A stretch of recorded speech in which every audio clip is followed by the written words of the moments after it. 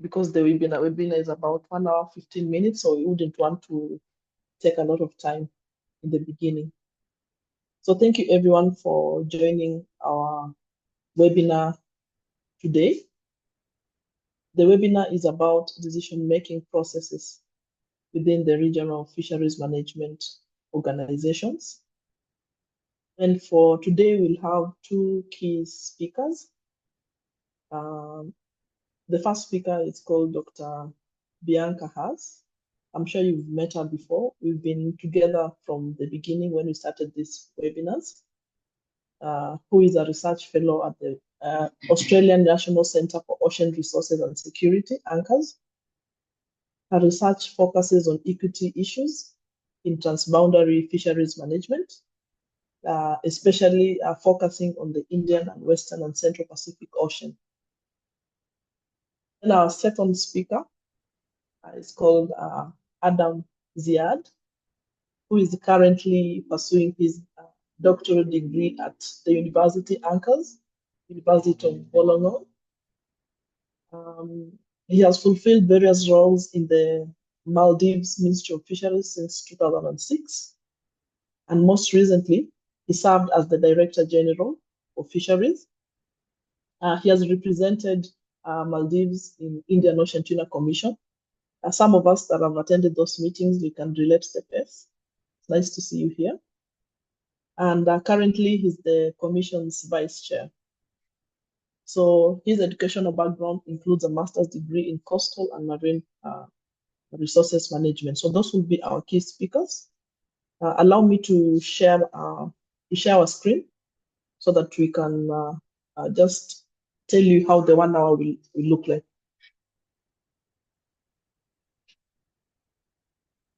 So again, welcome everyone for creating time to be part of this important webinar.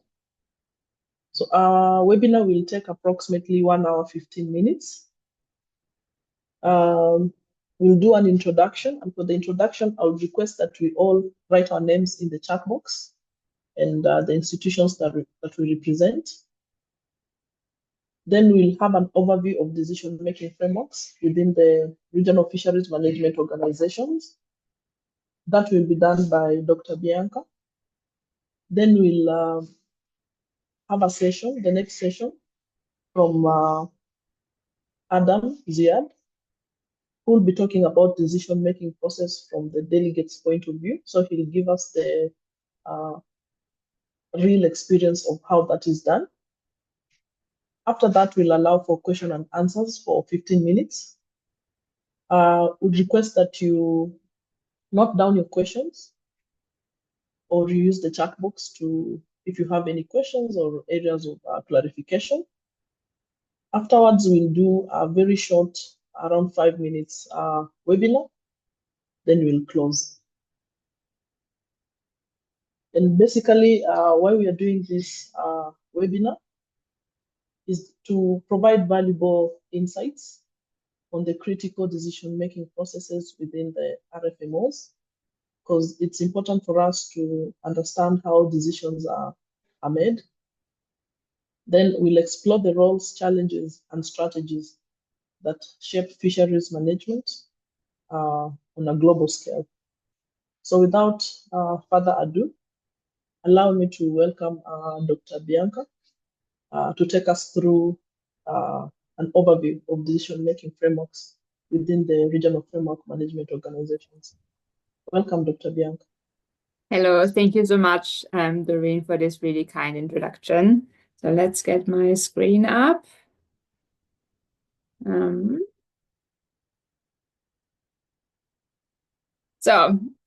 As mentioned by Doreen, I will give like a quite broad overview about decision-making processes in regional fisheries management organizations. So we start with a quite but quick overview of what are RFMOs, just to bring everyone at the same level again. Then we talk about the different decision-making frameworks. Then we will provide more information about the Indian Ocean Tuna Commission, given that the importance for this region. And then we discuss some way forwards. So what are RFMOs? I mean, most of you probably already know that, but if there are anyone new to this webinar, I thought I might just give a brief overview. So just start writing at the beginning. There's actually no universal definition of what an RFMO is, but the most commonly used definition is that it's an organization that has the ability to establish binding measures on their members and that manage fisheries on the high seas. So some RFMOs, like here on the right, we see general RFMOs only manage fisheries on the high seas, and they also manage straddling stocks like jack mackerels, squids, orange roughy. And then on the left side, we can see here the tuna RFMOs, which is, for example, the Indian Ocean Tuna Commission. They manage all kind of highly migratory species, and most tuna RFMOs cover high seas and the exclusive economic zones of their members. And then just before we get started, it's really important to keep in mind that an RFMO itself doesn't have a lot of agency. It's more like you can imagine it as like a table which brings together members and their countries can make decisions. So whenever we say like an RFMO has to do this, an RFMO has to do that, it actually means that the members have to do that and the members have to do this. So I think that's just something to keep in mind, because in the end, an RFMO is just like where countries come together. So what are the different decision-making frameworks used in RFMOs? So the most commonly used decision-making approach in RFMOs, but also generally in international governance, is consensus. And I'm pretty sure most of you have probably heard about that. So that consensus just means that members have to agree or at least not disagree. And as you can imagine, that's not a very easy task. Some RFMOs, like for example, the International Commission for the Conservation of Tropical Tuna, ICAT, Atlantic tuna, sorry, I forgot about the A there, have more than 50 members, and bringing 50 members with different economic backgrounds, different cultural interests in the fishery to come to make one decision is a lot of hard work. So one of the downsides is then like the decision making in RFMOs is quite often inefficient, as you can imagine. For example, if one country doesn't like a measure, they can block whole progress. And then quite often the result is, oh, I'm sorry, went too fast and too slow. The result is then what we talk about, the result is the lowest common denominator. So the bare minimum all the members can agree to. So I always think that having, for example, if members start to develop a measure, having at least the bare minimum of a measure is probably better than not having a measure at all, but it's still very frustrating. And one of the results of this whole approach is that consensus approach has been criticized for being very weak and insufficient. But then you just have to keep in mind that when it comes to consensus decision making, we talk about countries who have to make a really important decision which has economic implications, and that's something Ziyad will talk about more. But in the end, the delegate has to go home to their countries and kind of propose and defend their decision, and to have to protect the sovereign rights of their countries. So in that way, I think consensus is one way to move forward. So, well, consensus is more or less the default option, or is the option which is most commonly used. There are other decision-making approaches. But there are also some organizations which use only consensus, like the Convention for the Conservation of Antarctic Marine Living Resources, which is currently almost like a poster child on how consensus can deteriorate an organization, because there is no trust within the members, so everything gets blocked and nothing moves forward. But there are other options. One of them is unanimity. So it's similar to consensus in that way that all members have to agree. But in that, the difference is that all members have to actively agree.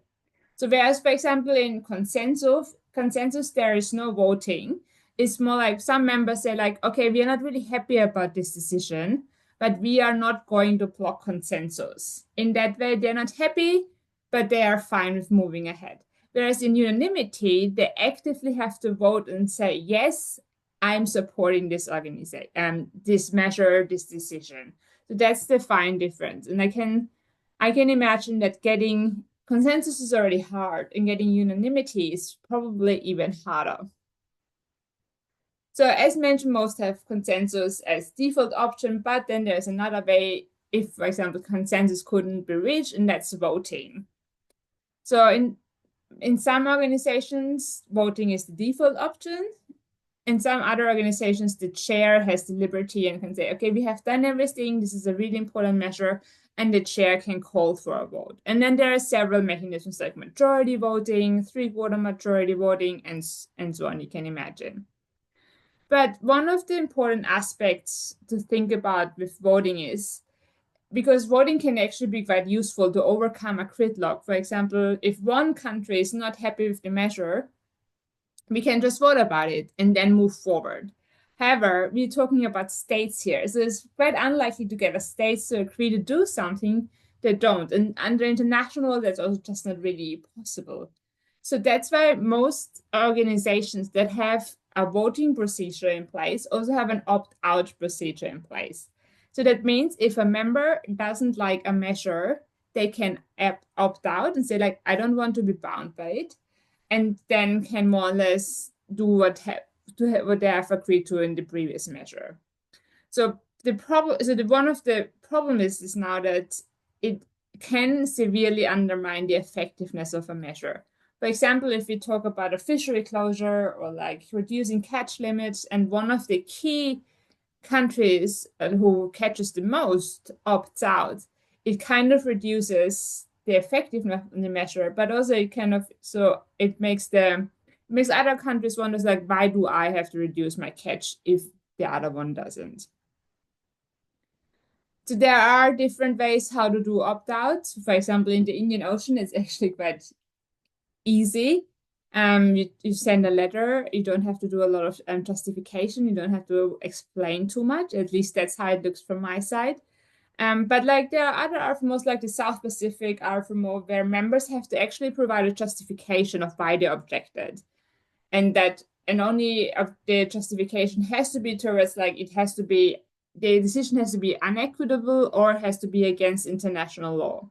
So they have to justify why they're objecting. And then this objection is then brought forward to a panel who then decides whether the decision was, the objection is valid or not. So you can imagine that because the country who object has to bear the cost for that panel and everything, you might think probably twice whether you really want to go down that rabbit hole. So let's have a closer look at the different tuna RFMOs and their decision-making approaches. So given the emphasis and the big emphasis, and more like what everyone always talks on is about consensus, actually only two RFMOs require consensus.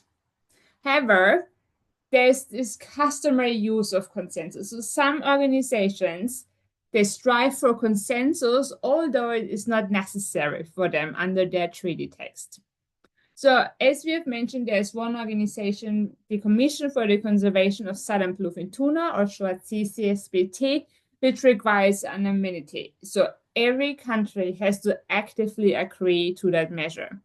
Then you can imagine this is a very high bar. It probably works in the CCSBT because it's a rather small RFMO. It has only 8 members and only one species to manage. The Indian Ocean Tuna Commission, the IATC, and the International Commission for the Conservation of Atlantic Tunas, so ICAT, they require voting as the default decision-making approach. And to be honest, I was always of the view, even after attending the IATC meetings for a year, that even in the IATC, it's consensus, the main view. But then Siad pointed out that actually looking at the text, that's not true. The main default mechanism is voting, but through the customary use of consensus, there's still something everyone strives towards too. And then we have the Western and Central Pacific Fisheries Commission, which is a bit unique in that it requires consensus for certain topics. For example, really important topics which have a big implication like allocation or whether new members are allowed to join. But then you can use voting for other issues which are of less importance. And there's a list in the treaty text which has been said like yes or consensus or no, we can vote on this. Because also like the WCBC, unlike ICAT and the ITC, has no voting and no opt-out procedure in place. So in that way, so far, no, it never came to a vote.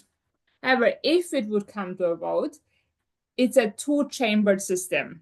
So like there's one chamber which covers all the Pacific Island states, which are the members of the Pacific Island Foreign Fishery Agency, or short FFA. And then there's the other chamber, which is more or less the remaining members, mainly distant water fishing nations, including Indonesia and the Philippines. And the reason for this two-chambered approach was like during the negotiation, the distant water fishing fleets were actually quite worried that when it would ever come to a voting, there would always be in a minority, because more than half of the members of the WCBFC are Pacific Island states who are working actively together. So that's why we have this two-chambered approach. So when talking about decision-making, I also would like to talk a bit more about the role of observers. And I think this is something which is probably very interesting for all of you. So NGOs and civil societies play a really important role in the decision-making approach in RFMOs. So although those organizations, so for example, Svea Tuna or myself, anchors, we can't actively participate in the consensus building, so our vote doesn't count, but NGOs can make statements and engage with members, and that's quite important.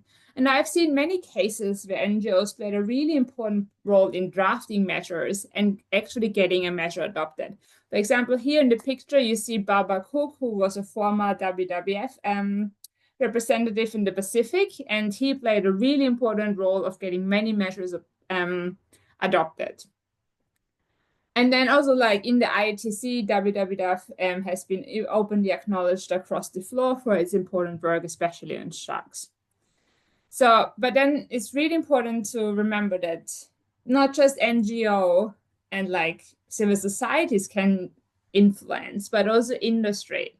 So as an observer, we are all sitting more or less behind in the bag, and there's no differentiation between, okay, civil society, NGO, observer. We all sit in the back, we are all observers. So also industry has quite some influence, and that sometimes can be used to advert or like to block a measure. So in that way, it has probably two sides.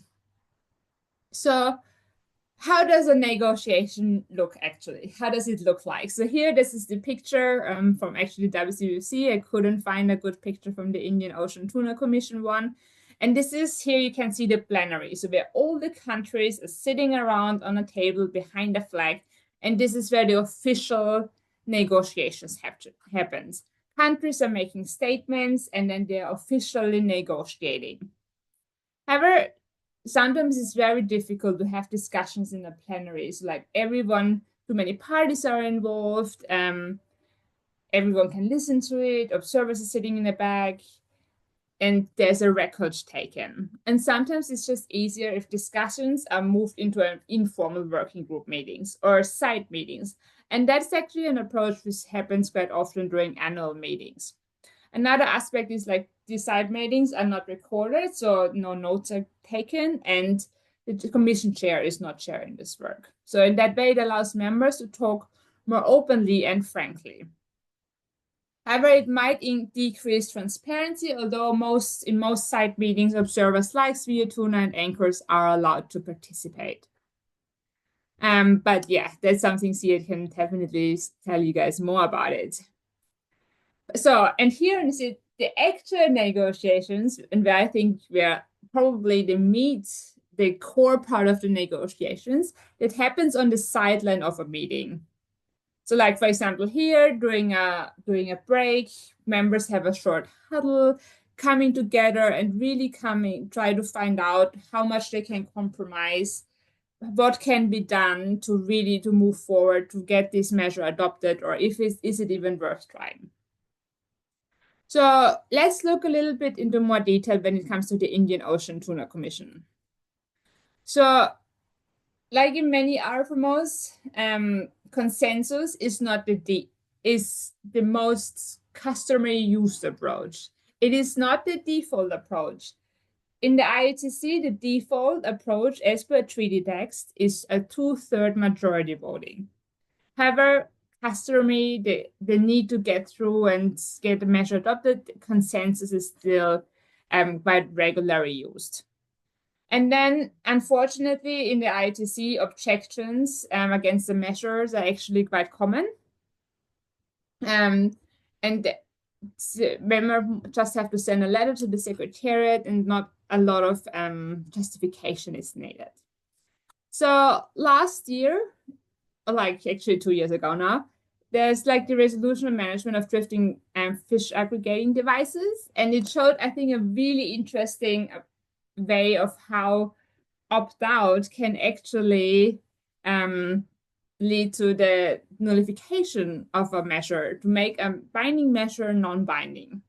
And it kind of highlights the flaws of the current decision-making approach in the ITC, even with voting. So let's just walk it through in this timeline.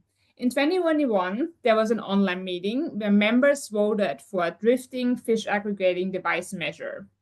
However, due to procedural irregularities, the voting procedure failed. So no measure was adopted. However, given the importance of drifting fats, a special session was held focusing on this topic. So this session was held in 2023 in Mombasa. So people there was a lot of background information, a lot of baggage already before the whole negotiation started. And that's something probably to talk about over coffee or a drink. So anyway, as a result, though, members adopted Resolution 2302 by a very close 2/3 majority, with 16 votes in favor and 7 against and 1 abstention. However, in the coming months, 11 members objected to this measure. And that triggered the IATC nullification provision. So this is a provision that only 4 other RFMOs, tuna and general RFMOs combined, have. This is a provision which was the first time ever triggered. So under this approach, if more than 1/3 of members objected to the resolution becomes non-binding for all the members. And that's exactly what happened with Resolution 2302. So beside all this effort, in the end, this resolution didn't go anywhere. However, last year, members were able to start again to negotiate, and after a lot of work put into it, they were able to adopt the measure on drifting fats, which is now Resolution 2402. So many academics, NGOs, you can hear probably quite often criticize consensus approach. But that actually leads to the question, what else can be done? So if the current decision-making approach in RFMOs is not working, how can we change that? What else can we do? And that's what we are going to talk in the last section. So one useful approach could be a package deal approach. So under this approach, different topics are seen as part of a whole, which would allow trade-offs and bargainings between different elements. Like nothing is agreed until everything is agreed. So this approach has been quite successfully applied for negotiations for international treaties. Like this was used for the negotiations for the United Nations Convention on the Law of the Sea, but also for the agreement for the biodiversity beyond national jurisdictions. So you probably have quite often heard that sentence, nothing is agreed until everything is agreed. However, it is also used in RFMOs. So we already see this approach in the Western and Central Pacific Fisheries Commission in the WCPFC, where all tropical tuna species are managed under one measure. So yellowfin, big eye, and skipjack.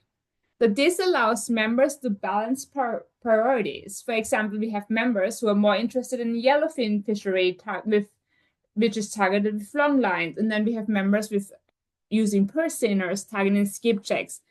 And normally, if you only have one measure for each, then there's less interest for the percent interested country to then really support the long line interested country. But in this way, they kind of have to work together to get everything done. And for example, last year, or like anyways, early 2025, sorry, I still get the years confused. A couple of years ago, the WCUC negotiated a new tropical tuna measure. And in that measure, the Persian fishery proposed to reduce the length of the FAT closure. However, the longline industry said we would only agree to that if the longline catch limits get increased. So you can see that the different interests are getting played against each other, and everyone is trying to get the best outcome. So that has probably, of course, a downside, but this is one approach.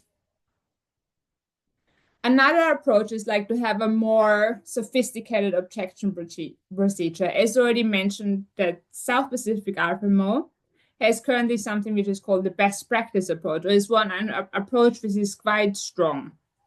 So in that case, like when a member objects, they have to specify in detail the grounds for the objection. They have to adopt an alternative measure that is equivalent in effect to the decision to which it has objected. And then they have to advise the Secretariat of the terms of such alternative measures. So, plus, objections can only be made on grounds that the decision discriminates in form of defect, for example, against the member, or is inconsistent with the provisions of the convention or of other relevant international law. And then a review panel is established, which all brings it together.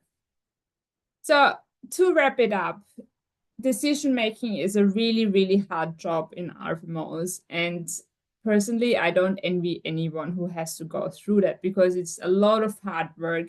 You have your boundaries, which are given to you by capital, so you can't say too much. So, and that's why I would like to end with this quote, like a good negotiation is one where both parties walk away equally unhappy. So thank you so much for listening, and yeah, let's hand it over to Sia. Thank you very much. Oh, sorry, to Doreen first and then Sia. Thank you. Thank you so much, Bianca. That was a lot of useful information you shared with us.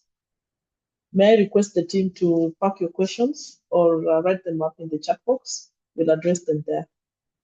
At this point, allow me to welcome Adam Ziad to give us a practical point of view in terms of how decision making is done. Welcome. All right. Thank you, Doreen. Thank you, Bianca, and then thank you for the introduction. So I'll try to share my screen now.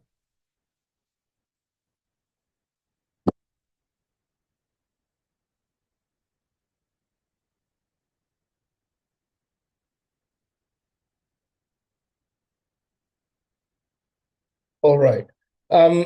My presentation today is actually about the Maldives perspectives and our engagement in the IOTC. As mentioned in the introduction by Doreen, I am Adam Ziad. I am currently undertaking a PhD at the University of Wollongong, but I still also work for the government of Maldives and continue with the IOTC engagements that I had prior to the start of the PhD.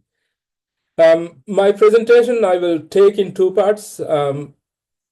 To set the scene, to set the context, I'll first talk about the Maldives and its fishery sector, followed by about the IOTC and what we do to prepare for the IOTC engagement, to prepare for the annual sessions, and how we go about our business in the IOTC. So I will take this in two parts. So as I said, we'll start with a little bit of background about the Maldives. For those of the people in the webinar who might not know a lot about the Maldives, because it's a small country. It's a small country of a population of about 400,000 people. We comprised of 26 natural atolls and 1,100 natural islands, out of which 180 islands inhabited islands where people live. We're roughly around 600 to 700 kilometers to the southwest of India. And the atoll chain from north to the south actually spreads over 800 kilometers. And then from east to west, it's about 150 kilometers. So it's quite long if you look at the north-south distribution. And however, the culture, the way of life, it's quite homogeneous throughout the country. We've got an EEZ of 900,000 square kilometers, out of which only 298 square kilometers of dry land area available for things like agriculture. As many of you would know, we are a large ocean state, and about 99% of the area of the Maldives is marine environment. And then we are a small island developing state. The fishery sector of the Maldives, it's actually dominated by two major fisheries. One is the Poland line skipjack tuna fishery, and the second one is the large yellowfin tuna fishery, which is caught on hand lines. All of our vessels, they fish within the EEZ of the Maldives, and we've actually got a long history of fishing in the Indian Ocean, which I'll speak about later on.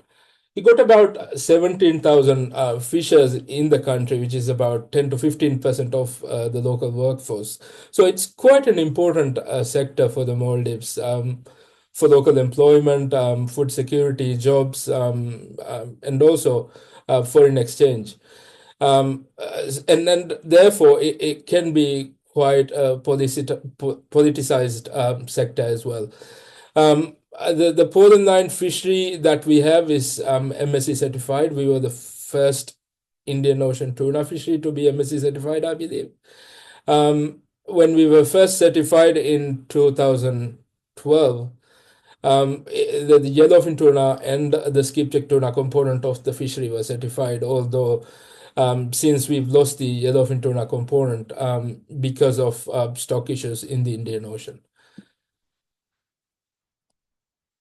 Looking at the fishery sector of the country, it's a harvest graph from 1950 onwards. And as you can see from this graph, catches started to increase from around about 1970 onwards. It had a gradual increase up until 2006, after which we had a serious decline in catches. And this was observed throughout the Indian Ocean. And then partly, many scientists believe it's related to the Indian Ocean Boxing Day tsunami that occurred in 2004. But however, since it has picked up, and then the total harvest for the country is now on a steady trend at about 140,000 tons per year. What you can see from the graph is skipjack is by far the most important species in terms of volume landed, followed by yellowfin tuna. However, if you look at the total value of the fisheries, because the large handline yellowfin tuna fishery is a high value fishery, they're both on an equal footing at the moment. They're both equally important in terms of the economic revenue that it brings into the country. The gradual increase from 1970 onwards in the total catches of the country is also attributed from 1972 onwards. Actually, the government led a mechanization program for the fishing vessels that were in the country. Prior to that, much of the fishing was conducted in sailboats, and that is part of the reason why catches started to increase from 1970 onwards, although the number of vessels remained the same or actually decreased starting from mid-2000s. Maldives, as many of you would know, is a country with unique challenges. It's a low-lying set of islands where the average elevation of the islands are roughly 1.5 meters above the sea level. The population is highly dispersed, over 800 kilometers from north to south. And therefore, the cost of production and the cost of living is quite expensive, as people would have to travel between the islands, and food and other commodities would have to be ferried between the islands. We rely heavily on imports. Everything other than fish is imported into the country. And we don't have a lot of agriculture because there's hardly any suitable area for agriculture, large-scale agriculture, to be honest. Climate change is a major threat to the country, for the well-being of the country. Also to the fisheries industry as well, because much of our it relies on the marine environment. So things like global warming, ocean acidification has a major impact on the coral reef ecosystem. And our tuna fishery is closely linked to the coral reef ecosystem.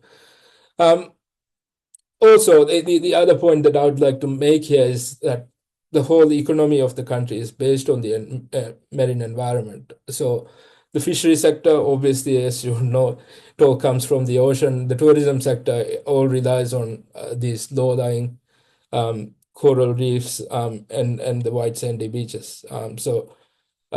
It's very much based on the marine environment. At the moment, we've got about 480 licensed fishing vessels, and all of our fishing vessels, which are actually called donis, would look similar to something that you see on the screen right now.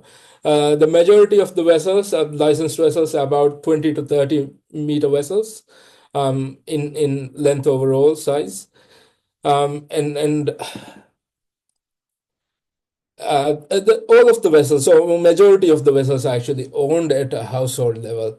They're not owned by companies, not operated by companies as such, but owned at a household level, with a unique arrangement where crew are not salaried, they do not work on contracts, and they work on a profit sharing basis. So whatever profits they make on a single fishing trip would be shared on a pre-agreed basis among the crew and the vessel owners, or the household that owns the vessel. This is a graph that actually shows the yellowfin tuna catches for the Maldives from 2015 onwards. And what you will see is in 2015, our total yellowfin tuna catches. So the orange bar is the handline fishery, and the blue bar is the pole and line fishery. And combined in 2015, we were catching close to 48,000 tons of yellowfin tuna. However, in 2016, following the assessment of the Indian Ocean yellowfin tuna stocks in red by the IOTC Scientific Committee, rebuilding measure was implemented, and we were required to reduce our catches. The current limit, obviously the resolution that was first adopted in 2016 has gone through few iterations, few updates. And the current yellowfin tuna catch limit for the Maldives is around 44,000 tons. But what you can see from the graph here is in 2021, the total catches went down to below 30,000 tons. It was actually in total roughly around 25,000 tons, which was a major decrease compared to 2020. And we believe this is sort of based on the impacts of the overfishing in the Indian Ocean, and therefore not enough fish being available in Maldivian waters for the fishers to catch. Since then, a number of vessels have actually gone out of the business because they're not making profits. It's no longer profitable for them to engage in yellowfin tuna fishery, and a number of them have converted into pole and line fishing vessels. In 2022, catches slightly increased, but it's continuing in that sort of lower trends, and it doesn't seem like it's going to pick up in the near future. Mostly, we believe it's related to stock issues in the Indian Ocean. The point that I was trying to make through that last graph was that the Indian Ocean tuna fishery, it obviously has a direct impact on the Maldives and the fishery. Even though our fishing takes place within the EEZ, none of the vessels are licensed to fish outside the EEZ. Whatever happens outside the EEZ of the Maldives is directly relevant to the Maldives, because obviously we are fishing from shared highly migratory stocks. Now I'll talk about the IOTC engagement and our involvement in the IOTC. The Maldives, we've actually had a long history of cooperation with the IOTC and its predecessors. Prior to the IOTC being established, I think there were a few projects in the Indian Ocean working on tagging and other things. Maldives was always involved to some extent in all of those projects, etc. We formally joined the IOTC in 2011. And at the time, it was a highly contested political decision within the country. One of the main reasons why a certain faction within the country sort of stayed away from the IOTC for a long time was because we fished simply within our EZ. Our gear was a low impact gear, and just couldn't understand the reasons why we had to engage with the IOTC to address some of the issues that were cropping up. There was also a subscription fee that all members have to pay to participate in the process. And as I said, we were already cooperating as even a non-member. So at the time, our political masters did not understand the need for the Maldives to participate in the IOTC. But in 2011, it was the decision to join was motivated by a number of factors. We were increasingly coming across more feds that were beached in our coral reef environment, causing a lot of impacts to the tourism sector. IUU fishing in the region from foreign fleets was also becoming a bigger issue, and then we thought we needed to work with other fishing fleets in the Indian Ocean to address some of those IUU threats. There was an increased level of industrial fishing in the Indian Ocean again, and it started much earlier than that, but it was slowly becoming a realization that we would have to go back to the IOTC and start a discussion so that we are able to participate and also have our say. But it was also during this period that the EU IUU regulation came out. It came into effect in 2010. And then we had also started the MSC certification process. So the decision to participate in the IOTC were motivated by a number of factors. But MSC certification and the EU IUU regulation would have had a major impact on the decision to join. A little bit about the IOTC. It was established in 1993, and right now we've got 29 full members, one non-contracting member. And as Bianca highlighted, the Commission is the main decision-making body of the IOTC, where members propose conservation and management measures. These measures are deliberated, negotiated, and then either adopted or withdrawn.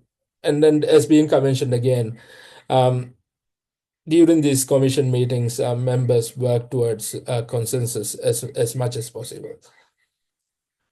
So in terms of the IOTC engagement at a national level,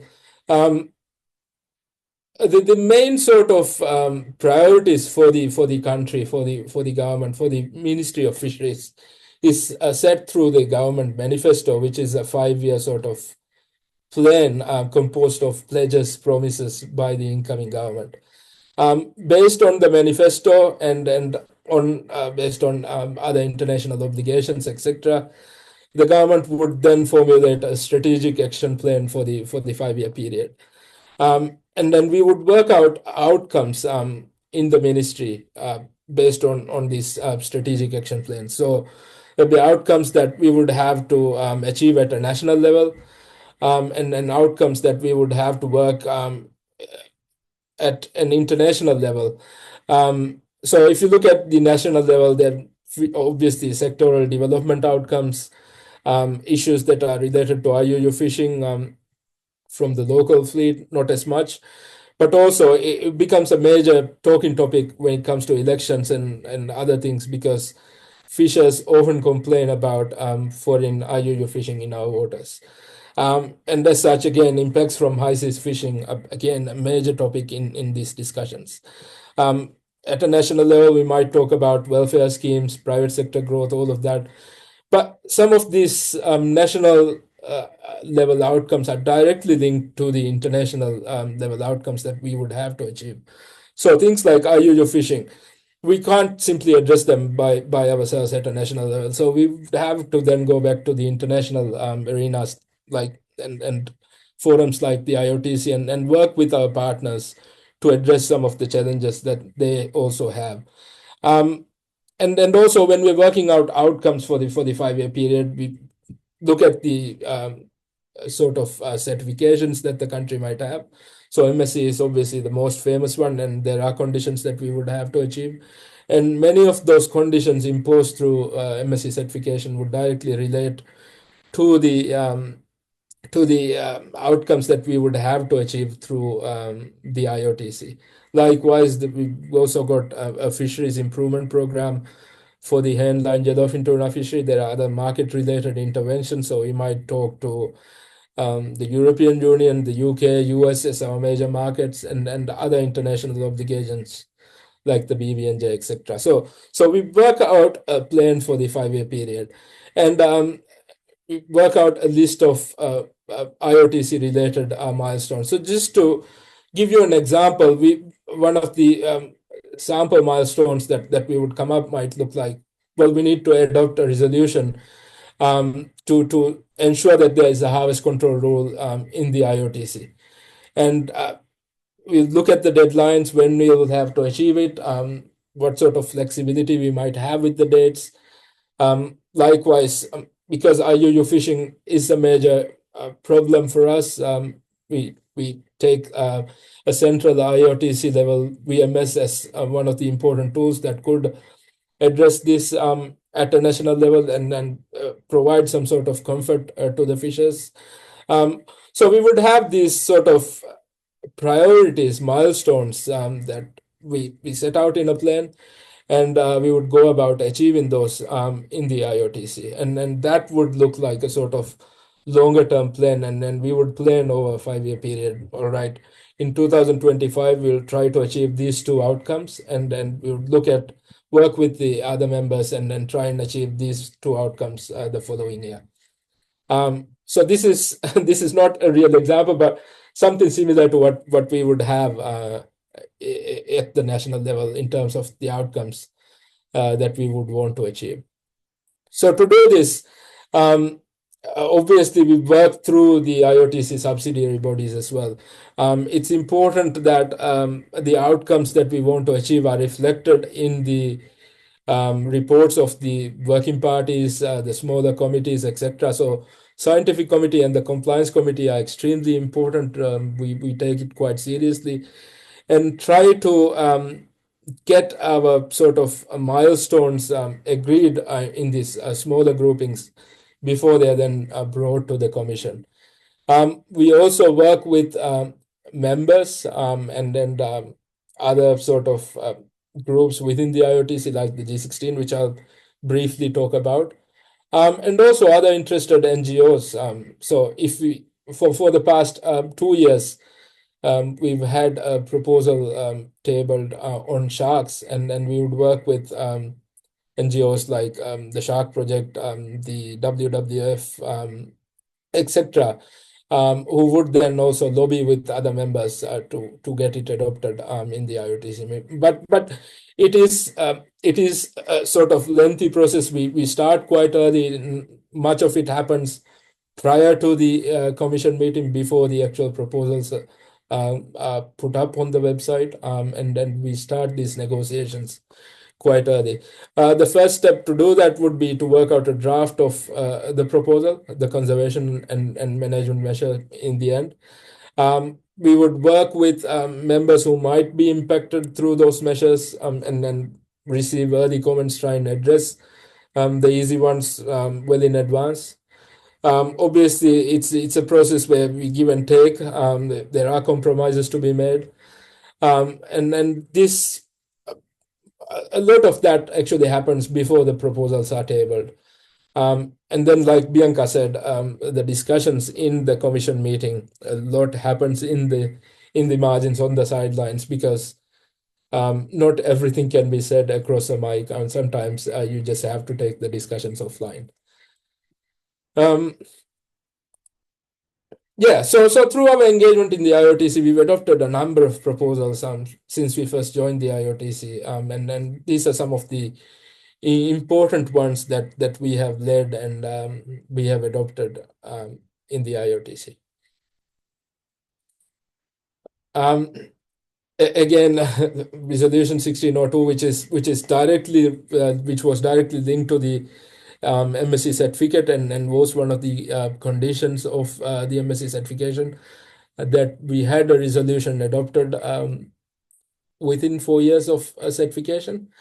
And then so it was a difficult sort of a few years for the Maldives, where we had to work with all of the IOTC member countries. We invited all of them to the Maldives and conducted workshops, worked with interested parties to have a measure sort of agreed before it was taken to the commission to that effect. We've also played a key role in reducing the impact of feds in the Indian Ocean. When we first started, the total limit for the Fed deployments was 550 in 2015. It's now come down to 300, and even more so with the latest amendment to the Fed measure. We've also co-sponsored a number of important conservation and management measures and things on topics such as transshipment, on conservation of sharks, and on improving the overall compliance of the IOTC. Yes, the G16. The G16 is an informal grouping of like-minded Indian Ocean coastal states. In the Pacific, I wouldn't say it's an equivalent, but the most similar one would be the FFA, but the FFA is a formal grouping. They've got a long history, and the countries actually started working together prior to the adoption of the WCPFC treaty. However, in the G16 in the Indian Ocean first started working as an informal group from 2011 onwards. It was initially led by the Maldives, supported by Indonesia and Australia to a large extent, and the membership is comprised of the 20 coastal states of the Indian Ocean. We try to work as a group on area of common interest, and the G16 has actually made quite a lot of progress on some of the important conservation and management measures in the Indian Ocean. And we continue to work together in the TCAC, which is the fora where allocation of catches are discussed. And recently they've just concluded one of the preparatory sessions, which we would regularly have prior to the annual session of the IOTC. So that's it. That brings me to the end of my presentation. Thank you very much. Thank you so much, Ziad, for sharing the case study from Maldives. I'm sure many of us have drawn quite a number of lessons that we can use in our respective work. The next session will go to question and answer session. If anyone has a question, you can write in the chat box, or you can open your mic and ask the question.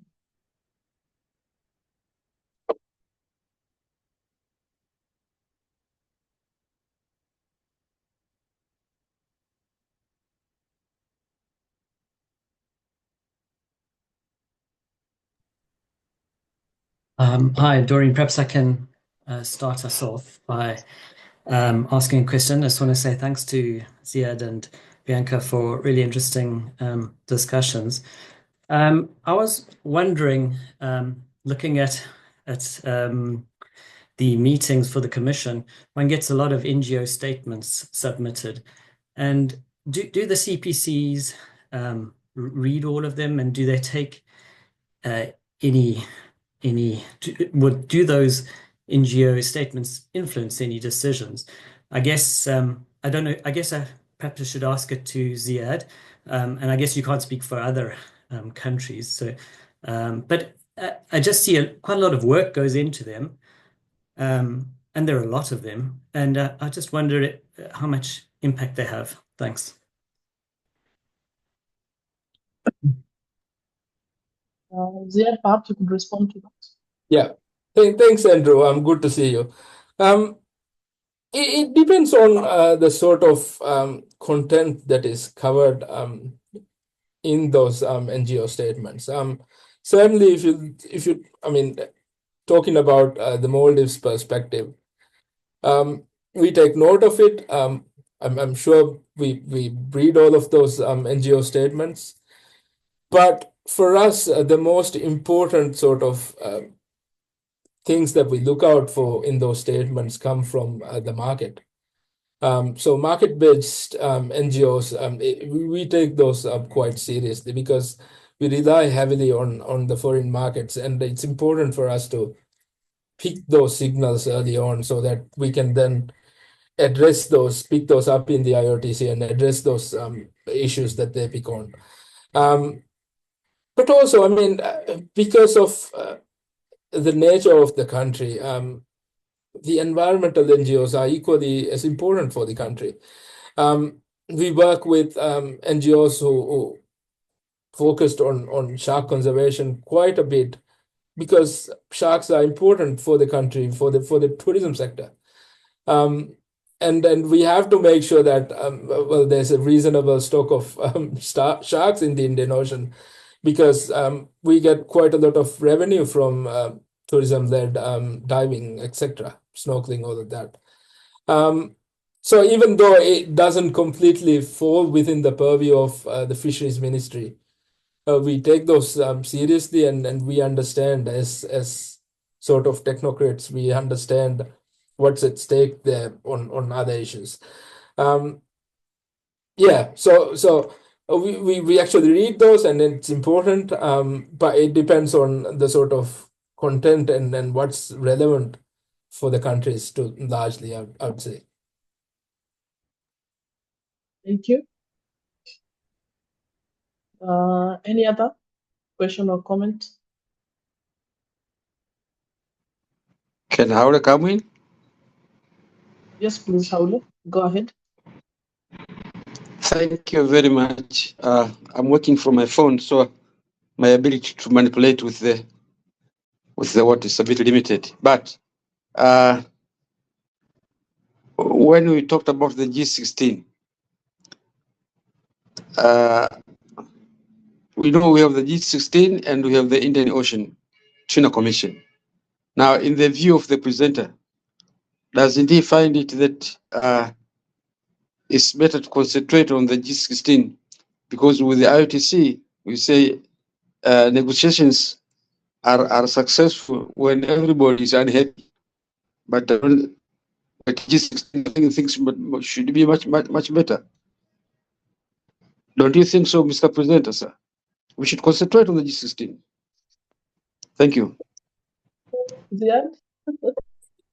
Obviously, I mean, G16 is important, and then we have seen what the G16 can do when it's united in the past, if you've been following the IOTC meetings. But what is also true is the G16 is composed of 20 odd members, which has their own interests. And the Indian Ocean countries, unlike the Pacific, the interests are much more diverse. It's not sort of homogeneous in terms of the interests and the things that they want to achieve from the Indian Ocean tuna fisheries. So there are times where we can't agree on certain things in the G16, which is not a problem, which is fine. And so it would be. But without the IOTC, you can't have those rules. You can't have those higher level management in the Indian Ocean. We need that RFMO to function properly. And informal groupings or formal groupings, we don't have a formal grouping that works on IOTC issues at the moment, but groupings such as the G16 or the one that is emerging, which is the Coastal States Alliance, they have an important role to play in arriving at consensus, in working together with the members so that important discussions are held prior to the IOTC meetings, because there's only so much you could do within those 5 days. And I believe G16 and the IOTC, it sort of goes together hand to hand. Can I just quickly jump in here? Just to follow up on what Sia said, and 100% agree. And just to add on, I think it's quite important for the greater good that you bring in and work with the distant water fishing nations, given they have quite a lot of impact and they fish quite a bit on the high seas. So I think in the end, it comes down coastal states and G16 members. It's great, all should work together, but still within the frames, because it is important to hear everyone's voice to actually move forward.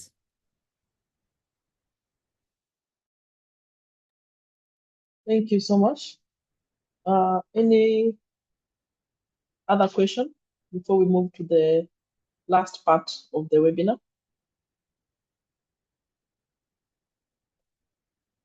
I do not see any hand. I'm checking the chat box. I don't see any questions. So thank you so much, everyone. Allow us to move to the last session of the webinar, where we wanted to do a quick survey. It's important for us to learn as we do these webinars. And the session is very important because it helps us and it informs the next webinars that we plan to have. It also helps us to improve and be better in the future webinars. So I'll give it to Devon to quickly take us through the survey. That will not take us more than 5 minutes. Welcome, Devon. Yes, so thank you, Doreen. If maybe you can scan through this QR code on the screen, and also maybe let me post the link to the survey. So quickly look at it, provide your feedback, and we'll really appreciate getting input from you. So I've shared the link on the chat, as well as you can also look at the QR code.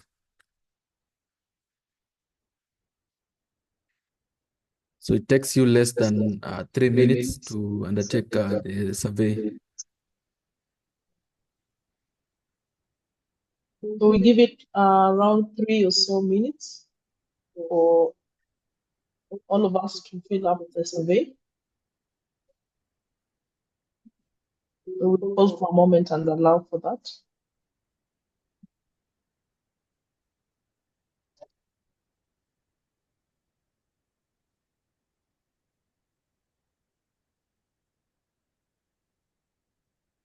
In the meantime, we'd really like to appreciate our presenters.